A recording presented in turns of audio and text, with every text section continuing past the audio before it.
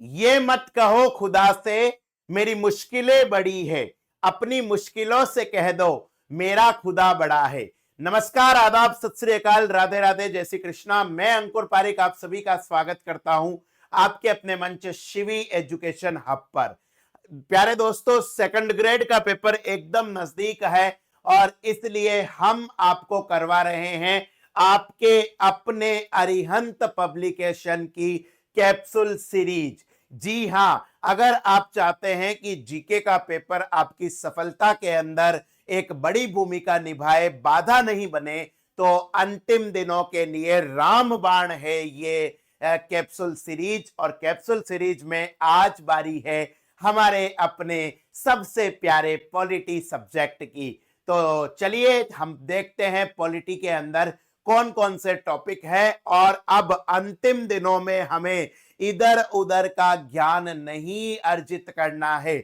हमारे पास में जो कैप्सूल सीरीज है, हमारे पास में जो RRR है, उन्हीं को बार बार रिवीजन करना है, क्योंकि बार बार अंकुर पारिक सर आपको एक ही बात कहते हैं, एक विषय की 10 किताबें पढ़ने से अच्छा है एक ही किताब को 10 बार पढ़ लीजिए।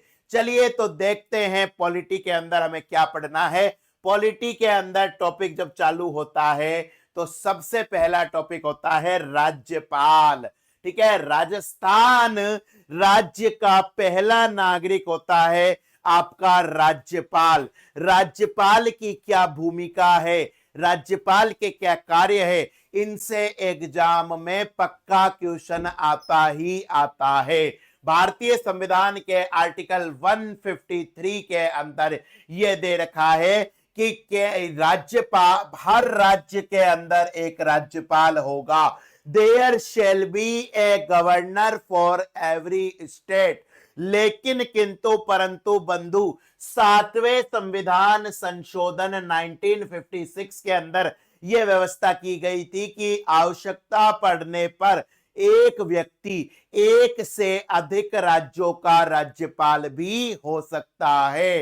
राज्यपाल जो होता है वो केंद्र का प्रतिनिधि होता है, राज्यों का संवैधानिक प्रमुख होता है।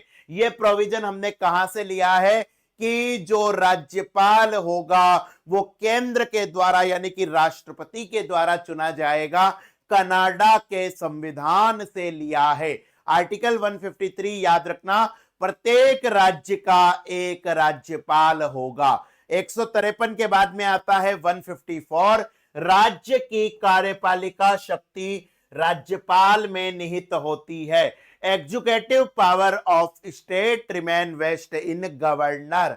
क्या मतलब है इसका? इसका मतलब है राज्य सरकार के जितने भी आदेश होंगे, राज्य सरकार के जितने भी अधिसूचनाएं होगी, राज्य सरकार की जितनी भी कार्यवाहियां होगी, वो सारी की सारी राज्यपाल के नाम पर होगी। आगे इसके अंदर लिखा हुआ है जिसे या तो वह स्वयं या वह अपने एजेंट के माध्यम से करता है। तो याद रखना, आर्टिकल 154 है राज्य की कार्यपालिकाई शक्तियां राज्यपाल में निहित होती है।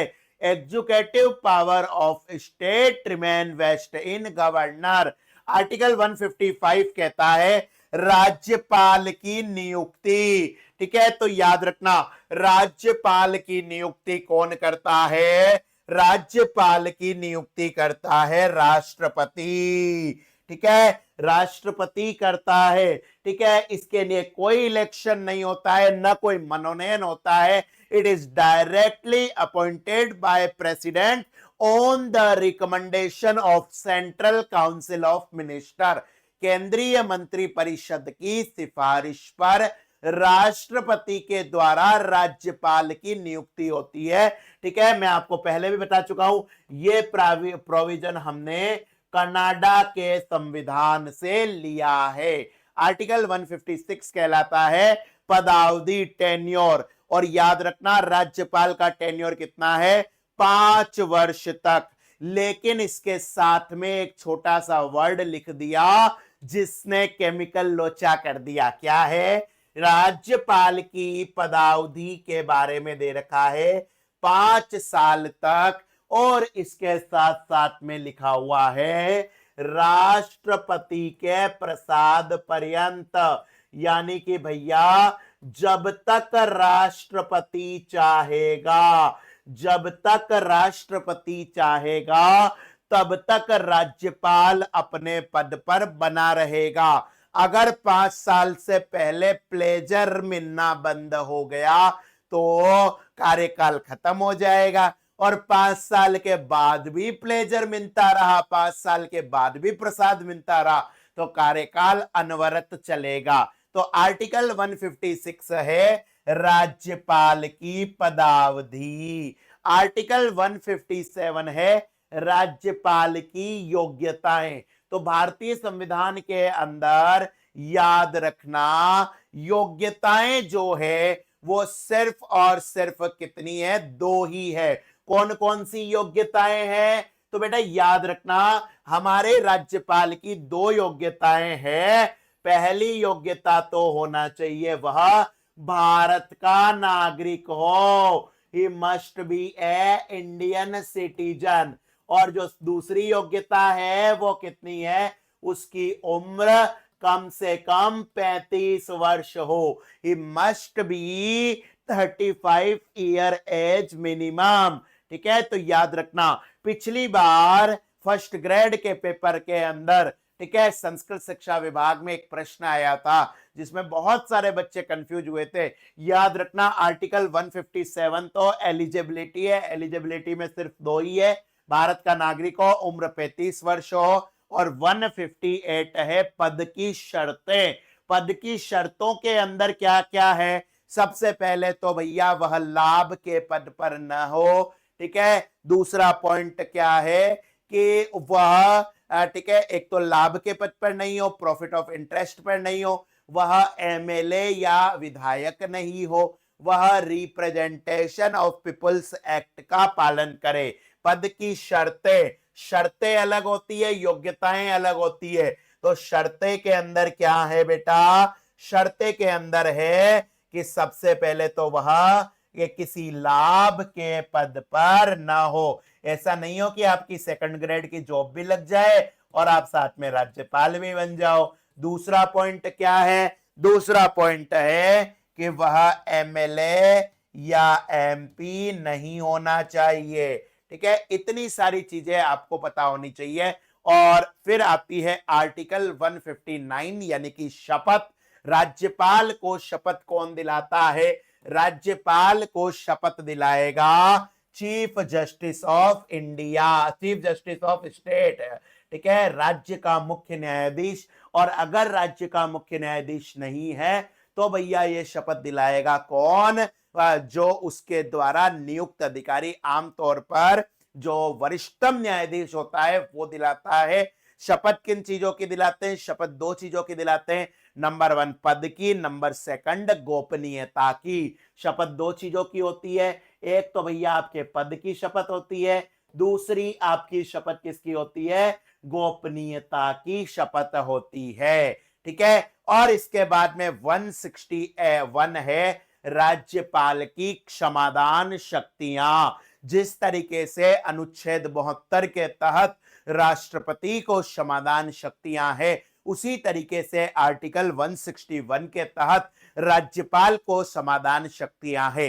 राज्यपाल किसी भी दंड को माफ कर सकता है, दंड की अवधि को कम कर सकता है, दंड की प्रकृति को परिवर्तित कर सकता है, या कुछ समय के लिए दंड को विलंबित कर सकता है।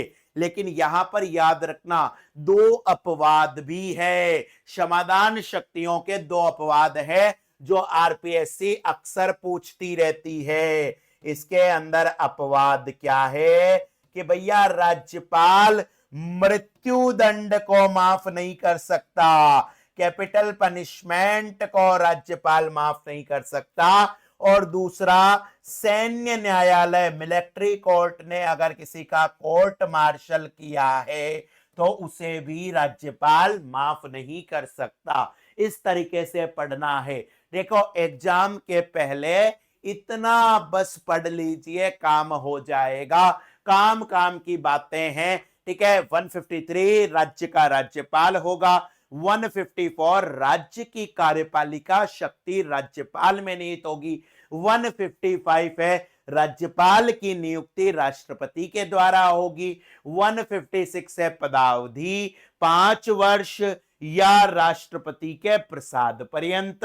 156 है योग्यताएं, उम्र कम से कम 35 वर्ष हो, ठीक है, भारत का नागरिक हो। 158 है पद की शर्तें, वह लाभ के पद पर ना हो, वह विधायक या सांसद ना हो, ठीक है। उसके बाद 161 है राज्यपाल की समाधान शक्तियां, ठीक है, जिसके अंदर 4 प्रकार की शक्तियां हैं और 2 प्रकार के अपवाद है, ठीक है। मैं फिर से कह रहा हूं, परीक्षा एकदम पास में है, सही पढ़ो, सटीक पढ़ो, ठीक है। और ये जो जीके है इसको बिल्कुल भी आपने हल्के से ले लिया तो फर्स्ट ग्रेड का पेपर हुआ था, बहुत सारे विद्यार्थी ऐसे हैं जो बेचारे रो रहे हैं क्योंकि उन्होंने अपने सब्जेक्ट के अंदर बहुत अच्छा स्कोर करा, लेकिन उनके जीके के पेपर में 40% नहीं बने। ऐसी गलती आप मत करना, ठीक है। ये जो आपकी कैप्सूल सीरीज है ये आपके लिए बहुत ही महत्वपूर्ण है। ये देखिए, एक किताब है कैप्सूल सीरीज जो कि आपके अपने अरिहंत पब्लिकेशन के द्वारा बनाई गई है। इसे आप अपने नजदीकी बुक स्टोर से परचेज कर सकते हैं या फिर आप arihantbooks.com से इसे ले सकते हैं या फिर आप इसे अमेजन फ्लिपकार्ट से ले सकते हैं, ठीक है। इसके अलावा भी अगर कोई दिक्कत आती है तो आप कमेंट कर सकते हैं। आप हमारे नंबर शिवी एजुकेशन हब के नंबर 7014495956 पर कॉल करके भी ये बुक के बारे में जानकारी ले सकते हैं। सेकंड ग्रेड के पेपर के लिए आपकी स्पेशल सीरीज चल रही है, ठीक है। आपको कैप्सूल सीरीज की बुक हम पूरी करवा रहे हैं। इसके साथ साथ तुम्हारे लिए रात को 10 बजे मैं अंकुर पारिक खुद करंट अफेयर की क्लास लेकर आ रहा हूं। इस क्लास को लिया करिए। डेली रात को 10 बजे आपका पेपर के स्पेशल करंट अफेयर की क्लास, वो भी थ्योरी की करंट अफेयर पूरी दुनिया एमसीक्यू पढ़ाती है, लेकिन मैं आपको थ्योरी के थ्रू जितने पॉइंट बन सकते हैं वो करवा रहा हूं, वो आप ले सकते हैं, ठीक है। इसके अलावा जल्द ही आपके हम और भी प्लान करेंगे। तो कुल मिला के शिवी एजुकेशन हब और अरिहंत पब्लिकेशन दोनों आपकी तैयारी के लिए लगे हुए हैं, बस आपको मेहनत करनी है। चलिए, अब आती है राज्यपाल की शक्तियां। और देखिए, आरपीएससी आजकल तुलनात्मक स्टडी से पूछती है। आरपीएससी आजकल कंपेरेटिव स्टडी करके पूछती है, तो इसीलिए कंपेयर करते हुए हमने यहां पर बताया है विधायी शक्तियां। राज्यपाल की और राष्ट्रपति की विधायी शक्तियां लगभग समान है। जिस तरीके से लोकसभा और राज्यसभा के सत्र को आहूत करना, सत्रावसान करना, लोकसभा को भंग करना राष्ट्रपति का काम है, उसी तरीके से राज्यपाल विधानसभा के सत्र को आहूत करता है, सत्रावसान करता है, ठीक है, और हर 5 साल के बाद में विधानसभा को विघटन करता है। ये राज्यपाल विधानसभा के अंदर भाषण दे सकता है, विशेष अभिभाषण दे सकता है। कोई भी कानून जब तक राज्यपाल के हस्ताक्षर नहीं होते अधिनियम नहीं बनेगा, ठीक है। राज्यपाल विधायिका का अनिवार्य अंग है। ये सारी की सारी चीजें, विधायी शक्तियां लगभग समान है राष्ट्रपति और राज्यपाल की। इसके बाद में आती है कार्यपालिकाई शक्तियां, एग्जीक्यूटिव पावर, ठीक है। तो एग्जीक्यूटिव पावर संघ की है, केंद्र की है, वो हमेशा राष्ट्रपति में निहित होती है। ठीक वैसे के वैसे राज्य की कार्यपालिका शक्तियां राज्यपाल के अंदर निहित होती है, ठीक है। जितने भी आदेश हैं, जितनी भी कार्यवाही है, जितनी भी जो घोषणाएं हैं, वो राज्यपाल के नाम पर होती है। इसके बाद में आती है वित्तीय शक्तियां। फाइनेंशियल पावर भी राज्यपाल और राष्ट्रपति की लगभग कम है, ठीक है, लगभग बराबर है। किस तरीके से बराबर है, ठीक है। जो आपातकालीन फंड होता है, कंटीजेंसी फंड, वो का केंद्र का तो राष्ट्रपति में निहित होता है, राज्य का राज्यपाल में निहित होता है। ठीक है, राज्य पाल जो होता है वो एक तरीके से राष्ट्रपति का पैरेलल ही है। जब हम न्यायिक शक्तियां भी देखते हैं, न्यायिक शक्तियां के अंदर कि भैया जिस तरीके से सुप्रीम कोर्ट के जज को शपथ दिलाता है राष्ट्रपति, उसी तरीके से हाई कोर्ट के जज को शपथ कौन दिलाएगा? राज्यपाल। ठीक है, उसके अलावा ठीक है जुडिशियल मामलों में राष्ट्रपति और राज्यपाल लगभग समान है। अब लेकिन हम अंतर की कंपैरिजन करते हैं, एग्जाम के अंदर आए तो ये चार चीजें हैं, इनमें तो इक्वल है। ठीक है, विधायी लेजिस्लेचर, कार्यपालिका एग्जीक्यूटिव, वित्तीय फाइनेंशियल, न्यायिक जुडिशियल, इन चार पॉइंट पर राष्ट्रपति और राज्यपाल लगभग समान है। President and governor are equal, but when we come on क्षमादान शक्तियां, ठीक है, जब हम फॉरगिवनेस पावर के अंदर आते हैं तो राष्ट्रपति के पास बहुत ज्यादा है, राज्यपाल के पास कम है। ऐसा क्यों है? क्योंकि भैया जो राज्यपाल हैं वो मृत्युदंड और भैया आपका सैन्य न्यायालय के मामले में माफी नहीं दे सकता, लेकिन किंतु परंतु बंधु ये जो आपका राष्ट्रपति है ये सभी मामलों में माफी दे सकता है। अब आता है क्या सर कोई ऐसा पॉइंट भी है जहां राष्ट्रपति से ज्यादा शक्तियां राज्यपाल की हो? तो भैया वो आता है आपका, ठीक है, स्वविवेक की शक्तियां। स्वविवेक की शक्तियों में राज्यपाल से ज्यादा शक्ति, राज्यपाल के पास ज्यादा शक्ति है राष्ट्रपति से। ठीक है, राज्यपाल अपने विवेक से किसी भी विधेयक को होल्ड कर सकता है, राष्ट्रपति के पास भिजवा सकता है। अगर उसे कोई भी पॉइंट ये लगे कि ये संघीय ढांचे के खिलाफ है तो वो अपने डिसीजन का पालन कर सकता है। ठीक है, चलिए अब आपातकालीन शक्तियां, ठीक है, इमरजेंसी पावर। राष्ट्रपति तीनों आपातकाल का उपयोग कर सकता है, 352 का, 356 का, 360 का। 352 मतलब राष्ट्रीय आपातकाल, नेशनल इमरजेंसी, 356 मतलब प्रेसिडेंट रूल, राष्ट्रपति शासन, 360 मतलब फाइनेंशियल इमरजेंसी, वित्तीय आपातकाल। लेकिन राज्यपाल सिर्फ और सिर्फ 356 का ही उपयोग कर सकता है, और वो भी इसकी क्या है? सलाहकारी शक्ति ही है। ठीक है, यानी कि राज्य में संवैधानिक तंत्र की विफलता होने पर ये राज्यपाल राष्ट्रपति को सिफारिश कर सकता है कि भैया आप अब राज्य के अंदर लगा दो राष्ट्रपति शासन। और जिस समय राज्य के अंदर राष्ट्रपति शासन लगेगा उस समय शक्ति वास्तव में केंद्रित किसमें हो जाएगी? राज्यपाल के अंदर केंद्रित हो जाएगी। इसके बाद में आता है सैन्य मामले। सैन्य मामले में सिर्फ और सिर्फ राष्ट्रपति के पास ही पावर है। हमारा राष्ट्रपति तीनों सेनाओं का प्रमुख होता है, राज्यपाल के पास में सैन्य शक्तियां नहीं है, आर्मी से कोई लेना देना नहीं है। ऐसे ही आपके कूटनीतिक मामले, जो डिप्लोमेसी के मामले हैं, उसके अंदर भी सिर्फ और सिर्फ राष्ट्रपति के पास में ही शक्तियां हैं। भारत का बांग्लादेश से क्या संबंध होगा ये राज्यपाल डिसाइड नहीं करेगा, ये राष्ट्रपति डिसाइड करेगा on the behalf of central council of minister. केंद्रीय मंत्री परिषद की सिफारिश पर इसे निर्धारित करेगा। उसके बाद में आती है वीटो पावर।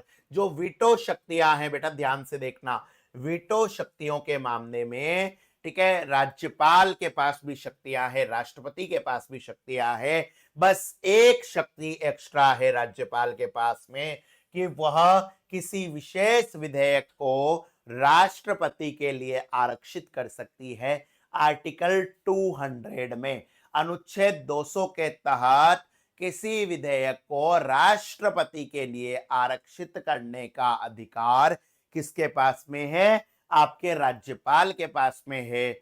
और इस पर जो निर्णय लेता है उसका है अनुच्छेद 201। पिछली बार पूछा गया था राष्ट्रपति का निर्णय, डिसीजन क्या होगा राष्ट्रपति का, ये इसके अंदर पिछली दफा पूछा गया था। चलिए भैया, अब राजस्थान के विशेष राज्यपाल, ठीक है, यहां पर आपको याद रखना है स्टेट स्पेसिफिक प्रश्न आजकल एग्जाम के अंदर पूछे जा रहे हैं। आजकल परीक्षाओं के अंदर स्टेट स्पेसिफिक क्वेश्चन पूछे जा रहे हैं। ठीक है, चलिए यहां पर आपके लिए देखिए, राजस्थान में 1 नवंबर 1956 तक राज्यपाल का पद नहीं था। ठीक है, राजस्थान बाकी राज्यों के जैसे नहीं है।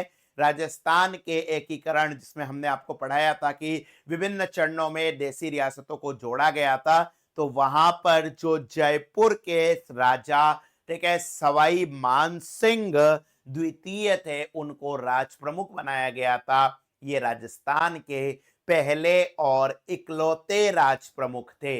इनका कार्यकाल कितना था? 30 मार्च 1949 से लेकर 31 अक्टूबर 1956। कई किताबों में 1 अप्रैल भी दे रखा है, कंफ्यूज मत होना। ठीक है, 30 मार्च ही राष्ट्र है। ठीक है, राजस्थान में, ठीक है, ग्रीष्म काल में राजभवन जो है वो जयपुर से माउंट आबू स्थानांतरित होता है।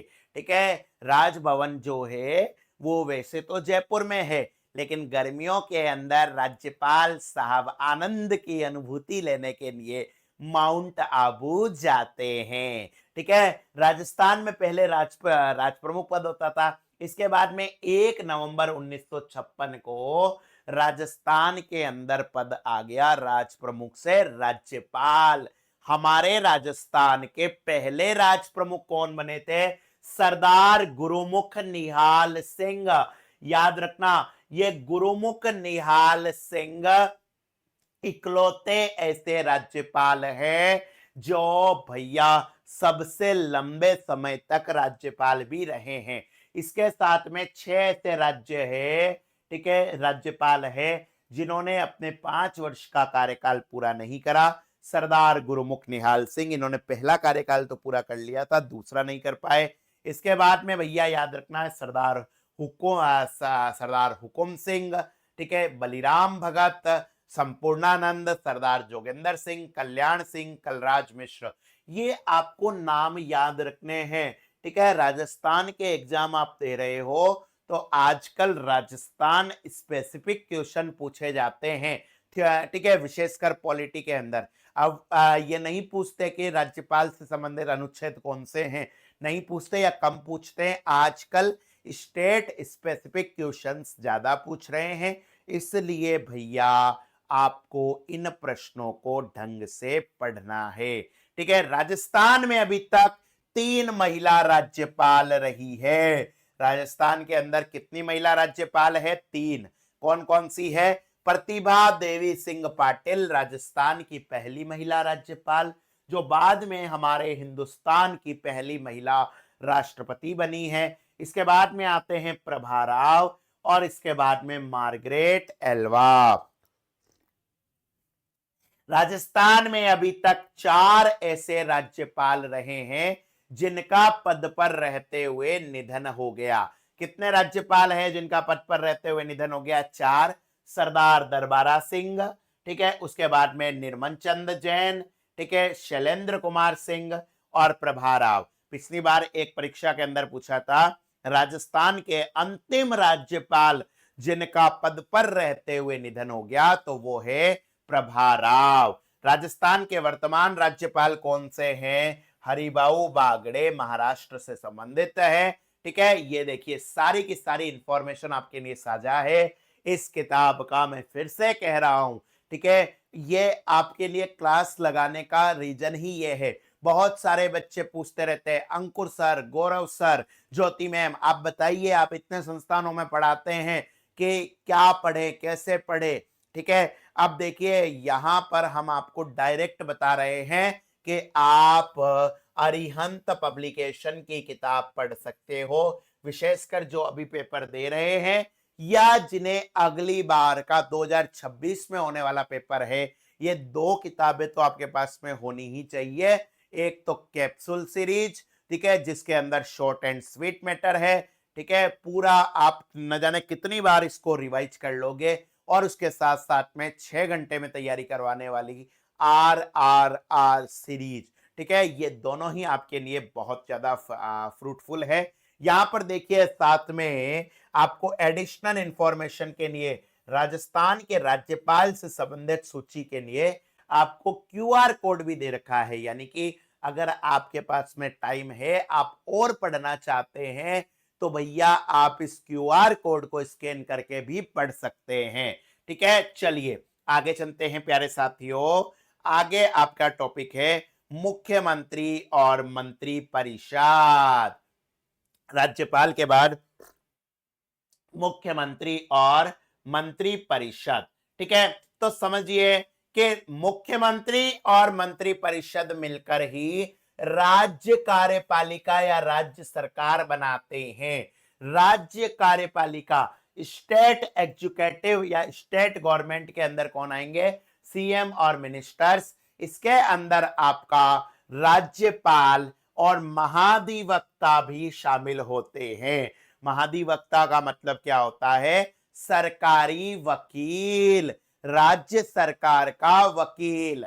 ठीक है, संवैधानिक रूप से कार्यपालिका का प्रमुख कौन होता है? राज्यपाल। संवैधानिक हेड, कॉन्स्टिट्यूशनल हेड हमारे राज्य का है राज्यपाल, लेकिन वास्तव में व्यवहारिक रूप से शक्तियां मंत्री परिषद में ही निहित होती है। याद रखना, एग्जाम के अंदर प्रश्न पूछा गया है, हमारे राज्य का संवैधानिक प्रमुख तो कौन है? संवैधानिक प्रमुख है आपका राज्यपाल।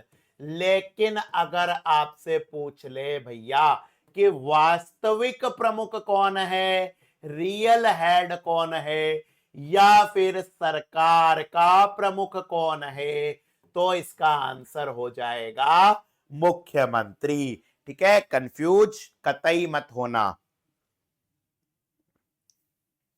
अब देखिए मंत्री परिषद से संबंधित प्रमुख अनुच्छेद, ठीक है, आर्टिकल कौन कौन से हैं मंत्री परिषद से संबंधित। ठीक है, सबसे पहले दे रखा है आपका आर्टिकल 163(1), राज्यपाल को उसके कार्यों में सहायता और सलाह देने के लिए मंत्री परिषद होती है, जिसका प्रधान मुख्यमंत्री होता है।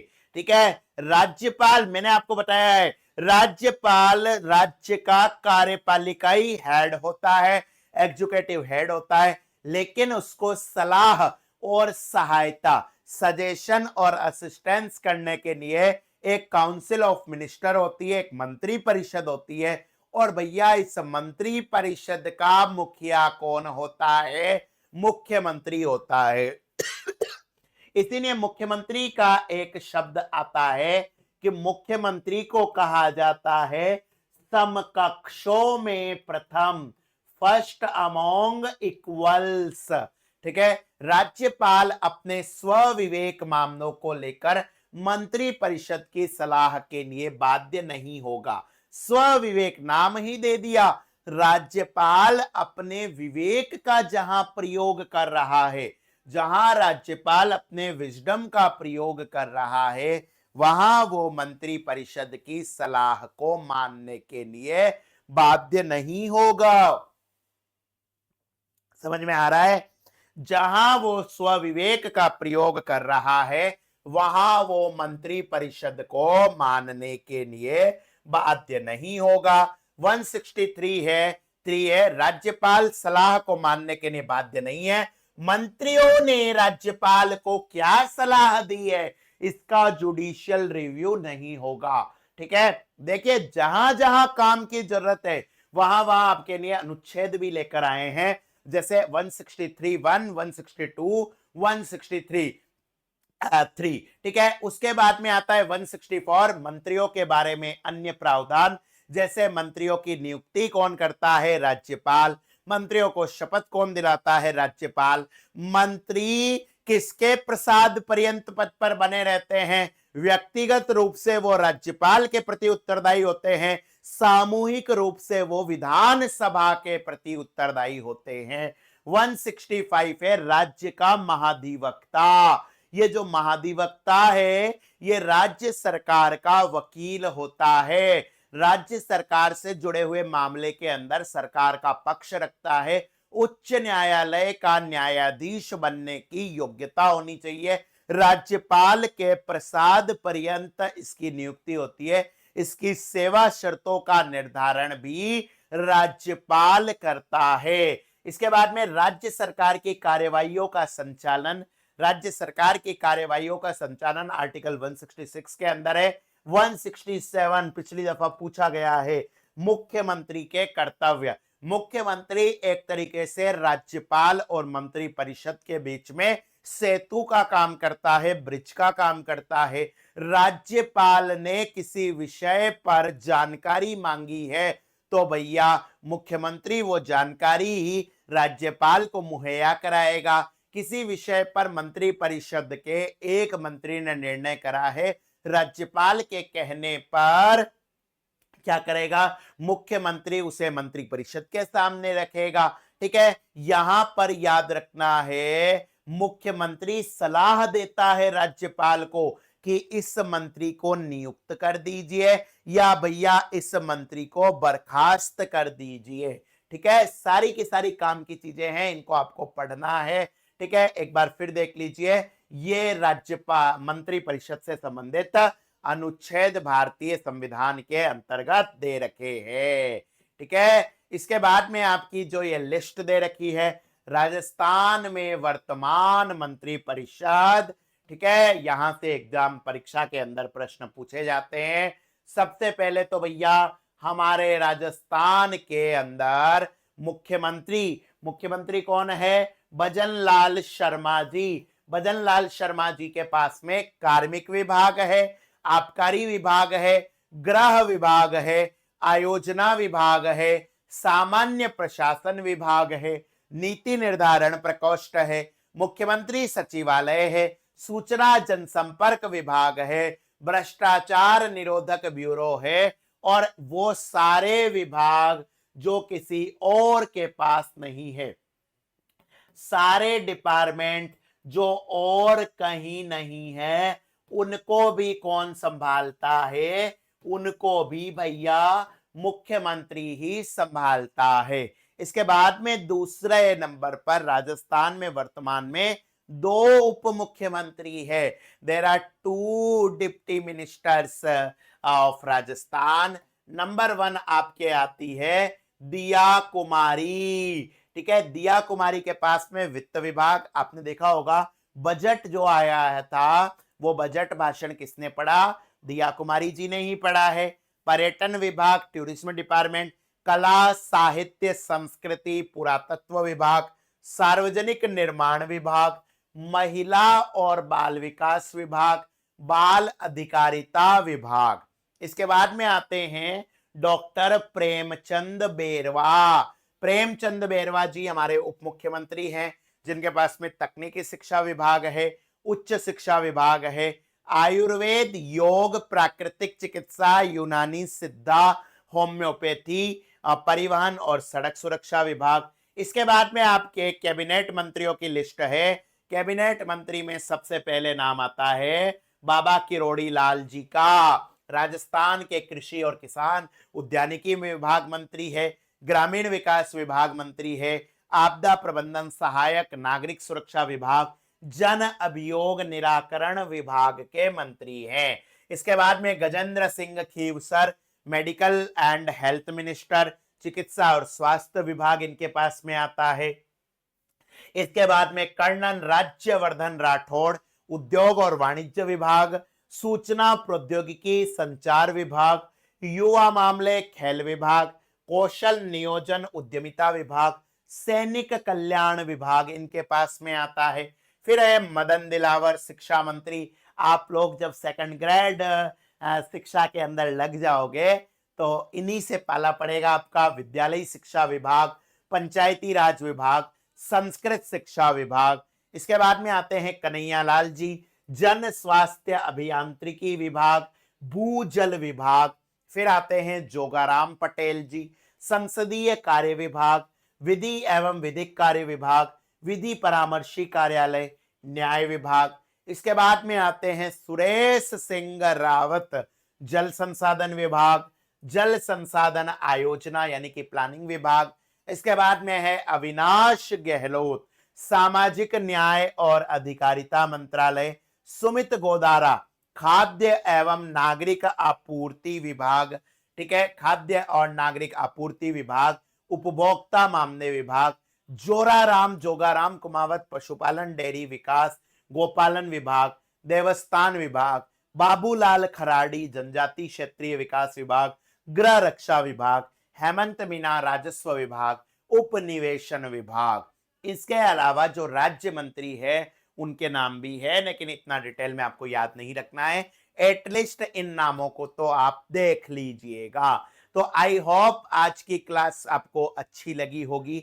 एक बार फिर मैं आपको बता देता हूं भैया, ये जो आपके बेस्ट एडुकेटर नोट्स है, ध्यान रखिए, जिंदगी के पास में, वक्त के पास में इतना वक्त नहीं है। बार बार अंकुर पारिक सर हम आपको एक ही बात बताते हैं कि अब वो जमाना गया जब गधे के जैसे मेहनत करनी होती थी।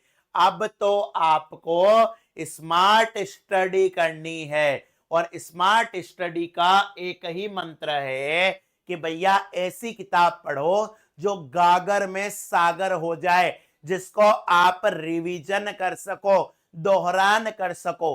तो इधर उधर की चीजें रटते रहोगे, लेकिन बिना रिवीजन करे कोई मतलब नहीं है। बार बार दोहरान करना है, और दोहरान कराने के लिए ही आपकी ये कैप्सूल सीरीज की अरिहंत की किताब है। वरिष्ठ अध्यापक सीनियर ग्रेड की ये किताबें हमने, हमारी टीम ने बनाई है। बेस्ट एडुकेटर नोट्स है ये आपके, ठीक है, जिसके अंदर पूरा का पूरा सिलेबस है, सारे के सारे पोर्शन है। अगर आपको ये क्लास अच्छी लगी हो तो क्लास को अपने दोस्तों के साथ शेयर करें। जो पहली बार चैनल पर आए हैं वो चैनल को सब्सक्राइब करिए, ठीक है। याद रखिए arihantbooks.com और अमेजन, फ्लिपकार्ट पर आपको ये किताबें मिल सकती है। आज के लिए इतना ही। अपना, अपने चाहने वाले और अपने हिंदुस्तान का ख्याल रखिए। हंसते रहिए, मुस्कुराते रहिए, पढ़ते रहिए, और याद रखिएगा रात को 10 से 11 करंट अफेयर की क्लास है, उसे मिस करना बिल्कुल भी मत भूलिए। जय Shri Krishna, all the best.